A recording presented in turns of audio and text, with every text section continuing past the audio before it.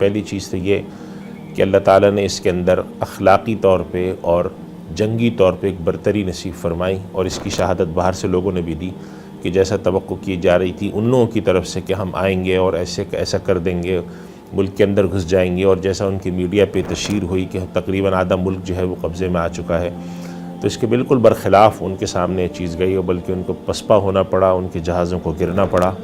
اور ہمارے یہاں سے جن حضرات نے جا کر بے جگری کے ساتھ لڑائی کی اس کے نتیجے میں ان کو کافی نقصان پہنچا۔ دوسری بات یہ ہے کہ اللہ تعالیٰ نے مسلمانوں کو جس طرح کی قوت اور شہادت کا جذبہ دیا ہے، اس کے نتیجے میں ہمارے یہاں سے لوگوں نے جس طرح کے تصاویر میں آیا کہ انہوں نے جانے سے پہلے اپنا الوداعی پیغام یہ لکھا، جس کے اندر لکھا کہ ہم اگر وہاں جا کر اس کارروائی کے اندر دنیا سے چلے جاتے ہیں تو ہم شہید ہیں، اور اگر کامیاب لوٹتے ہیں تو ہم غازی ہیں، تو یہ ایک جذبہ۔